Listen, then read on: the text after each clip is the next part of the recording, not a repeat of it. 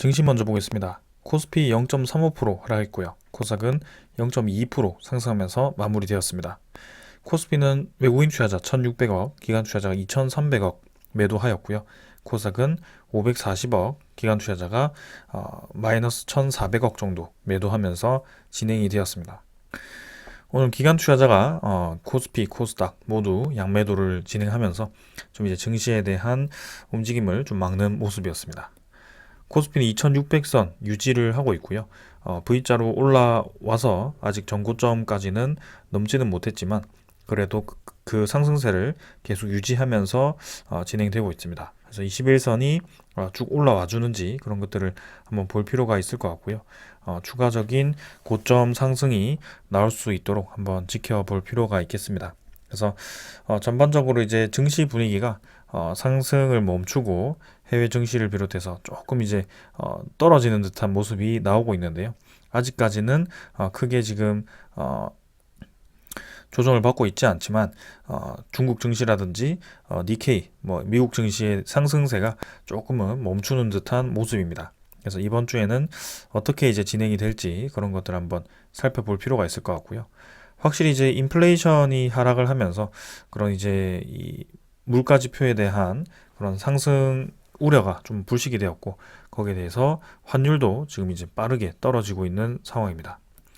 자, 또 계속해서 코스피 지켜보면 코스피는 상승 추세를 계속 이어가고 있고요. 투자 수급은 기관 투자자가 2,300억, 외국인 투자자 1,600억 매도하면서 자 이제 저번 주 금요일까지의 그런 수급에서 좀 이제 이탈을 하는 모습이 나왔습니다. 그래서 이런 이 하락세가 계속 이번 7월달 혹은 8월 이 옵션 만기까지 지속적으로 나오는지 한번 살펴보도록 하겠습니다. 코스닥은 900포인트 근처에서 마무리가 되었고요. 계속해서 고점 부근에서 주가를 유지시키고 있습니다. 아직까지는 크게 지금 고점을 넘길 만한 강한 상승세는 아닌데요. 적절한 수준에서 횡보를 하면서 또 추가적인 상승이 가능한 위치에 위치를 하고 있습니다. 그래서 증시에 대한 분위기에 따라서 좀 움직일 가능성이 크고요.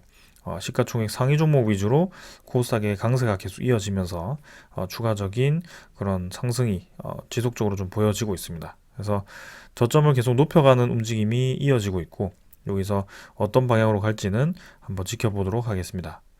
자, 그래서 코스피보다 코스닥이 최근에는 계속해서 강한 움직임이 이어지고 있습니다. 기관 투자자는 1,400억 매도하면서 코스닥에서 꾸준히 이탈을 하고 있고요. 외국인 투자자는 540억 매수하면서 조금 매수가 들어왔지만 그래도 여전히 수급을 전체적으로 보았을 때는 매수보다는 매도에 조금 가까운 것 같습니다. 그래서 그런 매도세가 지속적으로 이어지는지 한번 살펴보도록 하겠습니다. 환율 같은 경우는 아까 추가적으로 하락을 했다라고 말씀을 드렸고요. 6원 정도 하락해서 1267원으로 마무리가 되었습니다. 자, 그래서 바닥을 뚫고 이제 환율은 추가적인 하락이 있었습니다. 그래서 계속해서 이제 1,300원대를 꾸준히 유지하던 그런 움직임에서 바닥을 이제 뚫고 내려가는 움직임이 만들어지고 있고요.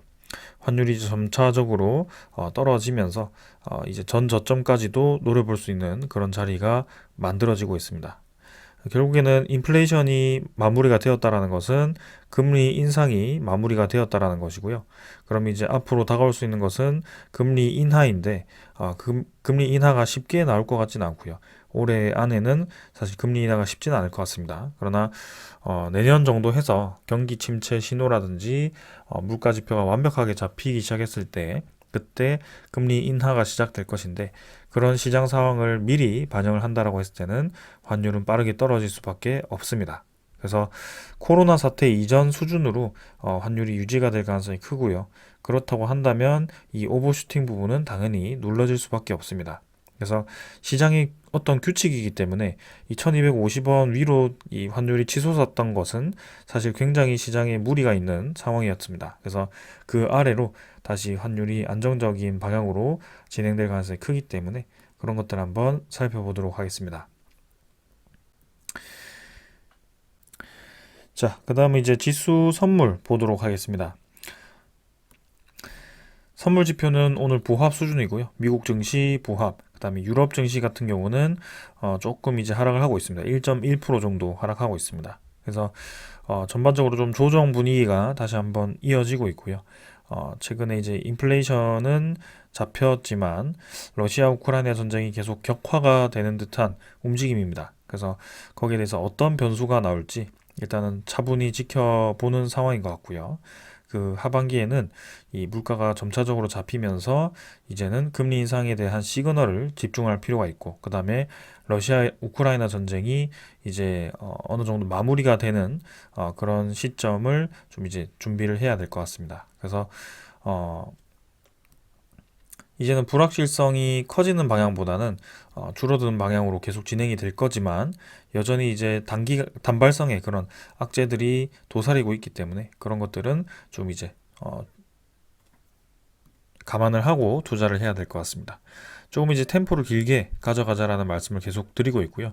지금은 시장에 대한 분위기가 좋은 이 분위기에서 주식 시장을 하는 것이 아니기 때문에 조금 시간이 필요할 수 있습니다. 채권금리 같은 경우는 미국 10년물 국채금리 빠르게 떨어지고 있고요. 3.77%. 그래서 환율과 함께 지금 이제 국채금리가 평소 수준까지 지금 떨어진 상황입니다. 4%까지 넘어가면서 빠르게 치솟았다가 인플레이션이 좀 이제 생각보다 빠르게 잡히면서 거기에 대해서 이 국채금리 가격도 떨어지는 그런 모양새입니다. 자, 그래서 분명히 이제 안전자산으로부터 금액이 빠져나왔을 때는 이제 위험자산으로의 그런 유입, 그죠? 유동성 증가가 나타나기 시작할 건데요. 아직까지는 지금 이제 현금 확보를 해놓은 상황에서 본격적인 매수세가 시작된 것 같지는 않습니다. 그래서 지금 이제 관망세가 짙은 그런 시기인 것 같고요. 분명히 이제 둘 중에 하나의 방향이 결정되었을 때는 위험 자산으로 가든 안전 자산으로 가든 이동이 시작될 것 같습니다. 그래서 그때까지 천천히 한번 지켜보도록 하고요. 오늘 이 정도로 증시 보고 종목으로 넘어가도록 하겠습니다. 두산 에너빌리티 보겠습니다. 290원 하락해서 1.62% 하락했고요. 17,600원으로 마무리가 되었습니다. 자, 오늘도 추가적인 하락이 있었고요. 1.6% 정도 하락하면서 코스피의 하락세와 유사하게 크게 하락하지 않고 적절하게 떨어지면서 진행이 되었습니다. 시간의 거래는 평소보다 훨씬 적은 수준이었고요. 17,580원으로 20원 정도 추가해서 하락해서 마무리되었습니다. 일별 거래는 500만 주 정도로 또 이제 절반 정도로 지금 거래량이 확 줄었고요. 거래량을 또 죽이면서 또 이제 가랑비에 옷 젖는 듯한 그런 하락세를 또 시작을 시켰습니다. 그래서 두산 에너빌리티의 최근 흐름을 보게 되면 한번 크게 하락을 시킨 이후에 좀 진이 빠지도록 이렇게 쭉쭉 떨어뜨리는 그런 모양새가 이어지는데요. 그 이후에 또 이제 한번 상승을 시켰다가 또 이제 이런 급락 이후에 다시 한번 이런 하락세가 또 시작이 되었습니다. 그래서 이 하락세가 또 어느 날은 보합, 어느 날은 약상승, 어느 날은 약하락을 하면서 계속 이 구간을 횡보를 시키는지를 한번 볼 필요가 있을 것 같고요. 지금의 분위기를 보았을 때는 계속해서 이런 분위기가 좀 이어질 가능성도 있어 보입니다. 자, 그래서 결국에는 2만원 선을 또 돌파하지 못하고 19,000원 수준에서 다시 한번 저항을 맞았습니다. 그래서 최근에 지금 3번 정도 저항을 맞고 떨어지는 상황이 만들어졌고요.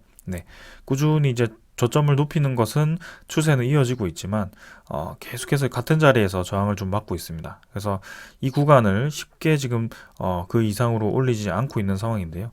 자, 여기서 지지 라인을 이 17,400원 아래로 내리지 않고 좀 지지를 해주었으면 하는 바람입니다. 그래서 지금 여기서 이제 뚫고 내려간다면 조금 이제 시간을 오래 끌고 올라올 수도 있기 때문에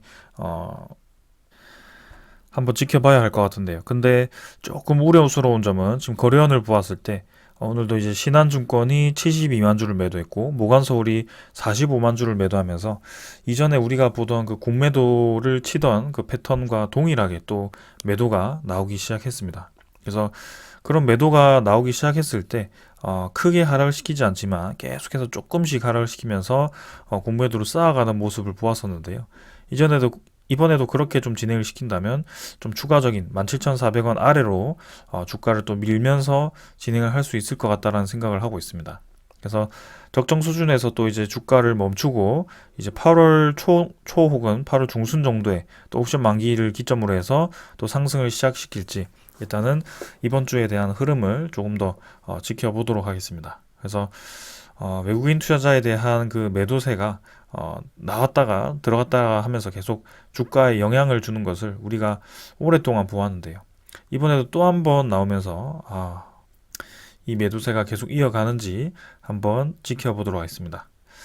자, 그래서 일단 차트상으로는 지금 쌍봉을 찍고 좀 떨어지는 모양으로 사실은 단기간에 조금 더 하락을 할 수 있는 그런 위치이고요.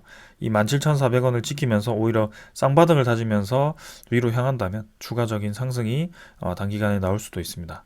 그러나 분위기상으로는 지금 두산 에너빌리티를 비롯한 이 관련 테마들이 좀 이제 하락을 하고 있고요. 다 비슷한 이 수급으로 좀 하락을 하고 있습니다. 네, 이 외국인 투자자에 대한 증권사 그리고 그 다음에 이 단타성의 그런 사모펀드 발 이제 매도량이 쏟아지면서 또 이제 전반적인 하락이 있었고요.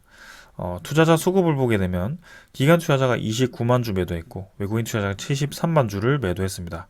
자, 어제에 이어서 오늘도 매도가 나왔고요. 특히 기관 투자자 매도 중에서는 사모펀드가 26만 주를 차지하면서 또 이틀 정도 해서 사모펀드의 매도량이 상당히 많았습니다. 그래서 7월 13일에 80만 주를 매수하고 또 이렇게 이틀 동안 매도를 하면서 주가를 이제 그대로 밀어버리는 모양새가 나오고 있는데요. 네, 단기성 그런 매물이 들어왔다가 빠져나가는 모습입니다. 연기금 투자자는 7만 1000주를 매수하면서 계속해서 매수세를 이어가고는 있습니다. 그래서 연기금 투자자는 꾸준히 두산 에너빌리티를 매입을 하고 있다. 그다음에 투시는 10만 주 또 매도하면서 뭐 단기간에 들어왔던 거 조금 이탈을 하고 있는데요. 뭐 크게 많은 물량이 아니기 때문에 넘어가도록 하겠습니다. 금융 투자는 오늘 매도는 없었습니다. 외국인 투자자가 이제 본격적으로 좀 매도를 하고 있고요. 신한증권, 모간서울, JP모간을 통해서 또 이제 이 세 증권사를 통해서 매도가 쏟아지고 있습니다. 계속 똑같은 패턴을 가지고 또 두산 에너빌리티를 오르락 내리락을 시키고 있고요. 그러나 이상하게도 결국에는 때가 되면 다시 올리기 시작하면서 주가를 또 꾸준히 올리는 모양새를 보여줍니다. 그래서 이번에는 언제 그 시점을 다시 만들 것인지 그 옵션 만기마다 그런 움직임이 좀 지속이 되는 모습이고요. 이 7월 달에는 또 이제 두산 에너빌리티가 옵션에 새로운 파생 상품이 상장이 되면서 두산 에너빌리티 옵션이 추가가 됩니다. 그래서 그런 것들도 좀 이제 반영을 해서 이렇게 외국인 증권사가 주가를 좀 움직이는 것인지 일단 한번 지켜보도록 하겠습니다. 자, 그래서 이번 주는 이 자리를 좀 지켜주면서 진행을 해주기를 바라는데요. 일단 이번 주 한 4일 정도를 보면 대충 흐름을 알 수 있을 것 같습니다. 자, 그 다음 이제 공매도 잔고 한번 살펴보도록 하겠습니다. 공매도 잔고는 385만 주로 전날 400만 주 대비해서는 상환을 했습니다. 자, 그러나 이제 7월 13일은 옵션 만기였고요. 옵션 만기에 대해서 외국인 증권사가 매수를 많이 했던 날이었습니다. 그러나 생각보다 잔고가 많이 줄지는 않았고요. 7월 14일, 그 다음에 7월 17일 해서 이 외국인 증권사가 많이 매도했던 날이었기 때문에 제 이 생각으로는 이 모간서울에 대한 물량, 그 다음에 신한증권에 대한 물량으로 공매도 잔고가 좀 빠르게 증가하고 있지 않을까라는 생각을 하고 있습니다. 그래서 2일 정도 뒤에는 거기에 대한 수치가 나올 것 같고요. 한번 지켜보도록 하겠습니다. 오늘도 40만 주 정도 일 거래가 있었고요. 전체 거래량 대비해서는 한 8% 수준의 공매도 거래가 있었습니다. 그래서 14일부터 17일 해서 이렇게 또 이제 공매도 거래가 활발하게 또 진행이 되고 있고요. 7월 달에 옵션 만기 이후부터 다시 한번 공매도가 빠르게 또 진행이 되고 있다는 점을 말씀을 드립니다. 자, 그래서 이 특정 날짜를 기준으로 해서 또 한번 이렇게 모간서울과 JP모간, 신한증권이 매도를 시작했다는 점이 조금 이제 눈에 띄고 있고요. 정말 이제 지겹도록 계속 등장을 하고 있지만 계속 동일한 패턴을 가지고 있기 때문에 일단 주목을 해보겠습니다. 그래서 최근 20일 동안에 JP모간이 180만 주, 모간서울이 130만 주, 신한증권이 110만 주 정도를 매도하면서 이 두산 에너빌리티의 주요 또 매도 세력으로 이렇게 자리를 잡았고요. 자, 이번 주 이번 주 해서 그다음 7월 달 마지막까지 이 신한증권과 모건서울, JP모건이 어떻게 움직이는지 한번 살펴보도록 하겠습니다. 특징은 장 초반에 등장을 해서 빠르게 이제 주가를 떨어뜨립니다. 그리고 그 뒤에는 주가를 크게 떨어뜨리지 않는 선에서 계속 위아래로 흔들어주는 모습이 나오고 있고요. 그 움직임이 지금 몇 달째 계속 이어지고 있기 때문에 일단 계속해서 주목을 해보겠습니다. 대차장구는 지금 여기 나와 있진 않지만 오히려 오늘은 또 감소를 했습니다. 네, 그래서 대차거래 잔고 상위 감소 상위 종목을 보게 되면 두산에너빌리티가 오늘 2위를 차지했고요. 체결이 4,000주, 그 다음에 상환이 102만 주 정도가 되면서 100만 주 가까이가 상환이 되었습니다. 그래서 1,535만 주로 대차장구는 감소를 했고요. 공매도 잔고가 이제 추가적으로 지금 다시 늘어날 것으로 예상이 되는데 일단 대차장고는 오늘 날짜로는 조금 감소를 하는 방향으로 진행이 되었습니다. 그래서 이 대차장고도 추후에 같이 늘어나는지 좀 주목을 해볼 필요가 있고요. 대차장고가 늘어나지 않고 공매도 잔고가 단기간에 늘어났다고 한다면 공매도 잔고는 다시 한번 상환이 된다고 했을 때 추가적인 공매도 물량이 크게 없을 수 있기 때문에 오히려 또 긍정적으로 볼 수 있습니다. 그래서 그런 것들 계속해서 주목해 보겠습니다. 오늘 외국인 추적 물량은 72만 주 매도에서 73만 주 매도로 바뀌었고요. 오늘 어제 350만 주, 오늘은 73만 주에서 이틀 정도 해가지고 400만 주 이상 외국인 투자자가 빠져나갔습니다. 그래서 12.91%로 외국인 보유율이 지금 빠르게 감소를 하고 있는 상황인데요. 13.7%, 8% 수준에서 지금 이제 보유율을 또 이렇게 감소시키면서 빠르게 또 이탈을 하고 있는 상황입니다. 그래서 외국인 투자자가 지금 매도를 시작했을 때 얼마나 이제 또 빠르게 매도를 시작하는지, 얼마나 지속적으로 하는지 그런 것들을 한번 살펴볼 필요가 있겠는데요. 일단 요거는 이제 제가 최신 업데이트까지는 하지 않았습니다. 이전에 말씀드렸던 그 데이터를 지금 가져왔고요. 제가 저번에 말씀드렸던 것은 주가와 공매도 수량이 데칼코마니처럼 움직인다는 것을 강조를 드렸습니다. 그래서 블록데일 이후에 지금 이제 아마 이 데이터가 5월인가 6월까지 데이터였을 겁니다. 근데 주가가 올라가면 공매도 잔고가 줄어들고 공매도 잔고가 늘어나면 주가가 떨어지고 이 관계가 최근에 들어서 상당히 관련이 있다, 직접적인 연관이 있다는 것을 알 수가 있었습니다. 근데 이번에는 이제 공매도 잔고가 크게 늘어나지는 않았지만 야금야금 또 늘어나면서 결국에는 주가가 지금 떨어져 있는 상황이죠. 거기서 지금 최근 이틀 동안 또 이제 외국인 증권사가 많이 매도를 하기 시작했는데요. 그때 공매도 잔고가 또 이렇게 쭉 다시 늘어나는지 그런 것들을 한번 살펴보겠습니다. 일단 주가는 17,000원 근처까지 떨어졌기 때문에 다시 한번 이 데칼코마니를 그리고 있다는 것을 알 수가 있습니다. 근데 그 공매도 잔고 자체가 지금 내용을 보시면 외국인 보유 수량과 상당히 관련이 있다는 것도 알 수가 있습니다. 그래서 외국인 보유 수량이 늘어나면 공매도가 상환이 되고 공매도가 늘어나면 외국인 보유 수량이 줄어들고 이렇게 데칼코마니처럼 또 이제 반대로 그려지는 것을 알 수가 있습니다. 그 절대적인 수치도 상당히 관련이 있다는 것을 제가 이제 그림으로 그렸고요. 외국인 보유율이 1,000만 주 정도가 늘어나면 공매도 잔고도 1,000만 주 정도가 줄어들고 1,000만 주 정도가 보유율이 줄어들면 공매도 잔고가 1,000만 주 정도 늘어납니다. 그래서 그 관계가 상당히 유사하다라는 점. 그럼 결국에는 이 외국인 증권사가 공매도를 주로 치고 있고 그 공매도에 대해서 주가가 지금 상당히 큰 영향을 받고 있더라. 그런 와중에 계속 상승 하락이 있고 공매도 상환도 진행했다가 다시 쳤다가 진행했다가 쳤다가 하면서 결국 공매도 잔고는 저점을 계속 낮춰가는 추세로 진행이 되어 왔다. 그래서 지금도 다시 한번 공매도를 늘리는 방향으로 진행이 되고 있고 주가가 다시 떨어지고 있는 방향으로 진행이 되고 있는데 여기서 이 사이클대로 다시 한번 공매도 잔고가 고점을 찍고 떨어지는 방향이 있는지, 그리고 주가가 다시 한번 그 공매도가 떨어졌을 때 올라가면서 이제 고점을 높여가는지 그런 것들을 한번 같이 체크를 해보겠습니다. 그래서 특히 모간서울, JP모간, 신한증권은 두산에너빌리티가 블록딜을 수행했을 때의 주요 투자자였기 때문에 이 블록딜 물량을 받았던 투자자였기 때문에 지금 그것을 이용해서 계속해서 이런 옵션, 파생 상품을 통한 그런 거래를 하는 것인지 일단은 좀 보고 있습니다. 왜냐하면 그 피크점들이 계속해서 그 옵션 만기, 뭐 선물 만기 이런 지점에서 형성이 좀 되고 있기 때문에 주목을 해볼 만합니다.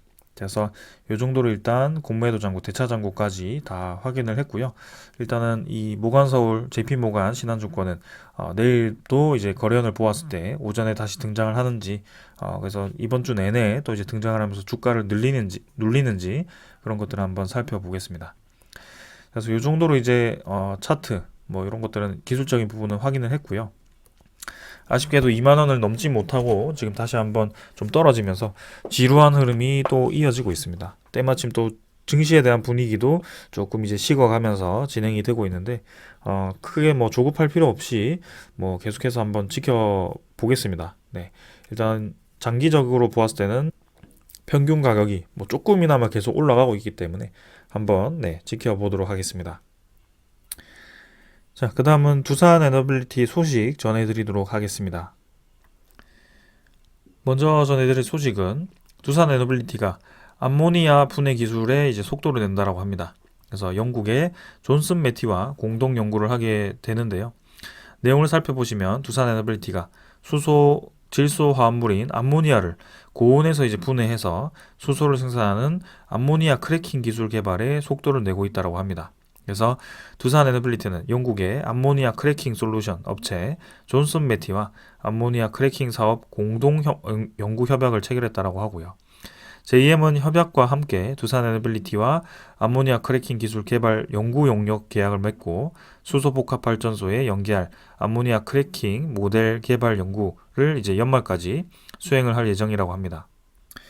그래서 수소 복합 발전을 할 때 이제 암모니아 크래킹 과정을 통해서 수소를 생산하는 수소가 발생하는 그 공정을 이용하는 것 같고요. 거기에 대해서 이제 두산 에너빌리티가 이 영국의 JM사와 협약을 한 것 같습니다. 아직까지는 기술 초기 단계이긴 하지만 꾸준히 2027년 지금 이제 수소 가스터빈에 대한 그런 목표를 향해서 노력을 하는 모습이 보이고 있습니다. 일단은 저 수소 에너지에 대해서 계속 두산 에너빌리티가 발을 넓히고 있다는 것은 긍정적입니다. 그 다음은 이제 두산 렌체스입니다. 두산 에너빌리티의 독일 자회사고요. 두산 렌체스가 폐기물 활용 전문가를 영입했다라고 합니다. 그래서 업계 노하우와 전문성을 갖춘 인재 수혈로 유럽 내 이제 폐자원 에너지와 플랜트 시장 선점에 나선다라고 합니다. 그래서 이 폐자원 에너지와 플랜트는 독일 쪽에도 지금 이제 계속 추진되고 있고, 특히 이제 폴란드 쪽에 지금 두산 에너빌리티가 수주해서 공장을 짓는 것으로 알고 있는데요. 그 폴란드 입장에서도 폐자원 에너지와 플랜트에 대한 이 건설수를 늘려갈 것으로 또 추정이 됩니다. 그래서 추후에 이제 후속 수주도 기대되는 사업이기 때문에 이 두산 에너빌리티가 공을 들이는 것 같고요. 특히 이제 두산 렌체스에서 관련 이 인재를 또 영입을 하면서 이 폐전 에너지와 플랜트를 준비를 하는 것 같습니다. 자, 그래서 여기 내용을 보시면 유럽은 노후 플랜트 교체 수요가 증가하고 그 다음에 폐기물 매립지 제한 정책이 실시되면서 신규 발주가 이제 늘어나고 있다고 합니다. 이 폐기물을 처리를 해야 되는데 그 처리 과정에서 에너지화를 시키는 거죠. 그래서 일석이조이기 때문에 상당히 주목됩니다. 그래서 2021년 9월에는 독일에서 1600억 규모의 비스바덴 WT 플랜트를 수주를 했었고요. 그 다음에 같은 해 6월에는 또 두산 에너빌리티가 체코 두산 스코더 파워로 구성된 팀 두산으로 이제 폴란드 올슈틴 이 폐전 에너지와 플랜트에 이렇게 수주를 했다라고 합니다. 자, 그래서 두산 자회사들이 지금 계속해서 이렇게 유럽 내에 공급망을 가지고 있고 거기에 대해서 이 관련 플랜트의 기자재를 공급하는 모습을 볼 수가 있습니다. 그래서 폐전 에너지와 플랜트뿐만이 아니고 지금 관련된 이 터빈이 사용되는 부분에 대해서 지금 유럽 내에 많은 공급망을 구축하고 있기 때문에 앞으로 두산 에너빌리티가 좀 더 유리한 고지를 차지할 수 있지 않을까. 추가적인 플랜트 수주에 대해서 좀 이제 그런 유리한 점이 있다라는 것을 알고 계시면 되겠습니다. 자, 그 다음에 이제 튀르키예 원전인데요. 뭐 아직까지는 머나먼 얘기이지만 지금 어느 정도 얘기가 구체화되고 있습니다. 그래서 튀르키예에서도 원전 2, 3호기 신설을 위해서 한국, 중국, 러시아와 이제 협상을 하고 있다라고 얘기를 했고요. 튀르키예가 차기 원자력 발전소 건립을 위해서 이 3국과 협상을 하고 있다. 그래서 어, 튀르키예도 지금 이제 에너지 수요 급증에 대해서 대비를 하기 위해서 빠르게 지금 이제 두 번째, 세 번째 원전 프로젝트를 검토를 하고 있습니다. 첫 번째 원전을 짓고 있는 것은 러시아 로사톰이고요. 네, 두 번째, 세 번째도 이제 곧 준비를 하고 있는데 이때 이제 한국과 중국, 러시아가 이제 수주를 위해서 치열한 경쟁을 펼칠 것으로 또 보인다라고 합니다.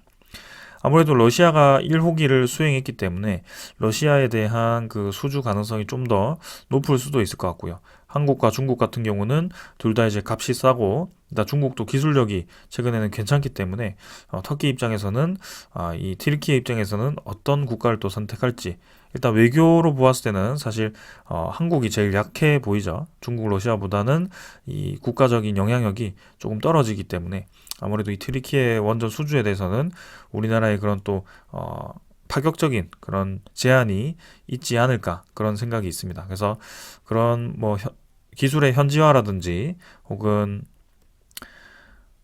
아주 값싼 그 공급을 한다든지 뭐 그런 정도의 파격적인 제한이 없으면 이 튀르키예 원전을 수주하기는 사실 쉬워 보이지는 않습니다. 네, 그래서 일단 한중러 이렇게 3파전으로 진행이 되고 있고 어떻게 진행될지는 한번 살펴보도록 하겠습니다. 자, 일단은 시간이 많이 필요하기 때문에 튀르키예 원전은 조금 훗일이기 때문에 넘어가도록 하겠습니다. 자, 그 다음에 이제 우리가 주목하고 있는 폴란드 원전, 뭐 체코 원전 관련해서 계속해서 이 동맹국 미국의 웨스팅하우스가 소송전을 하고 있죠. 그래서 거기에 대해서 이렇게 소송전에 대해서 자꾸 부각을 하고 있습니다. 근데 제가 이 부분에 대해서 어제 좀 말씀을 드렸고요. 미국 웨스팅하우스의 이 시공 능력, 그 다음에 기자재 생산 능력에 대해서 어제 말씀을 드렸습니다. 그래서 최근에 미국 웨스팅하우스가 건설을 했던 그 원전마저도 두산 에너빌리티의 기술력이 들어갔었고, 거기에 대해서 그 원자로를 받고도 보골 원전 같은 경우는 건설 중단을 했다가 또 계속해서 그 부채가 늘어나면서 파산까지 했다가 보골 원전은 이제 최근에서야 상업 운전을 하게 되는 그 상황이 만들어졌는데요. 결국에는 소송전은 둘째치고 지금 웨스팅하우스가 이렇게 막무가내로 나갔을 때 우리나라를 완전히 배제를 한다라고 했을 때는 이 모든 이 원전에 대한 수요를 감당하기가 쉽지 않을 거다. 네, 그렇게 예상을 하고 있습니다. 그래서 뭐 EDF와도 협력을 할 거고, 네, 그다음에 한수원과도 협력을 하겠지만 결국에는 이 웨스팅하우스는 한국에 손을 내밀 수밖에 없는 그런 상황이다라는 것을 다시 한번 강조를 드립니다. 그래서 우리나라가 폴란드의 그 원전에 단독 수주를 위해서 이렇게 진출을 하다 보니까 웨스팅하우스가 지금 약간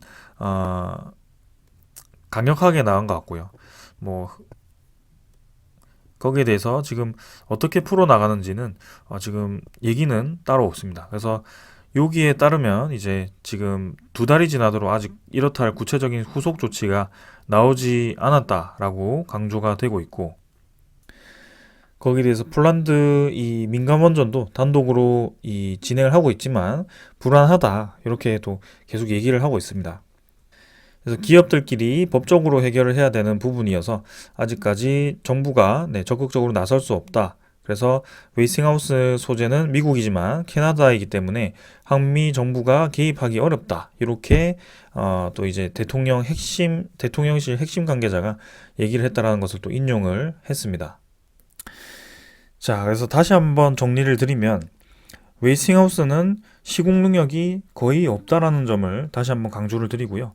두 번의 파산이 있었습니다. 2017년 파산, 2022년 다시 한번 매각이 되면서 결국에는 아까 보았듯이 캐나다 쪽으로 국부 펀드, 그 다음에 카메코라는 그런 국영 은행이 가지고 있는 그 핵 연료 생산할 수 있는 그런 기업이죠. 카메코. 그래서 그 두 개가 이 웨스팅하우스를 각각 51%, 뭐 49% 정도 지분을 가지고 있습니다.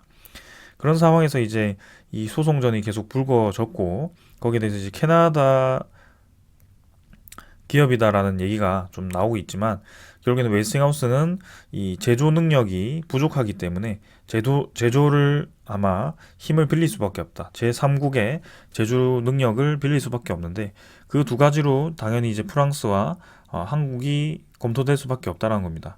거기에 이제 중국과 러시아를 견제하는 그 차원에서 이 프랑스와 한국은 당연히 이 웨스팅하우스 미국과 함께 캐나다와 함께 또 이제 힘을 합쳐야 되는 상황이기 때문에 결국에는 정치적으로 보았을 때 혹은 국제적으로 보았을 때는 이 3기업이 3국이 힘을 합쳐서 이 많은 이 시장의 수요를 감당할 수밖에 없다라는 것을 말씀을 좀 드립니다. 그리고 혹여나 이제 이 국가 간의 그런 수주, 그러니까 우리나라의 수주가 막힌다고 하더라도 웨이스팅하우스의 두산 에너빌리티가 납품했던 이력을 보게 되면 최근에 모델까지 납품을 했던 이력이 있기 때문에 추가적인 AP1000에 대한 그런 주요 기기가 발주 나올 수 있다라는 것을 강조를 드리는 거고요.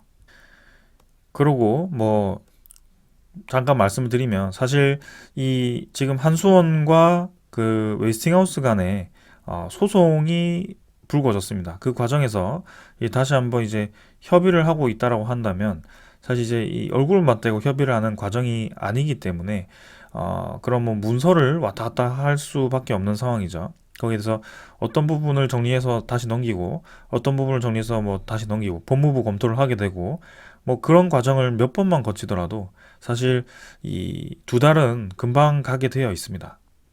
그래서 웨스팅하우스 입장에서는 이미 이제 소송을 걸면서 소송을 걸었을 때 한수원이 일부분 포기를 하겠다라고 이렇게 왔을 때 계속해서 강력한 주장을 하고 있을 수도 있습니다. 그래서 그 자세한 내용이 아직 오픈이 되지 않아서 이런 답답한 그런 기사들이 좀 나오고 있긴 한데요. 결국에는 좋게 풀어 나갈 것으로 또 기대가 되고 두산 에너빌리티는 단독으로라도 네, 그렇게 참여를 할 수 있을 거다라고 얘기를 좀 드립니다.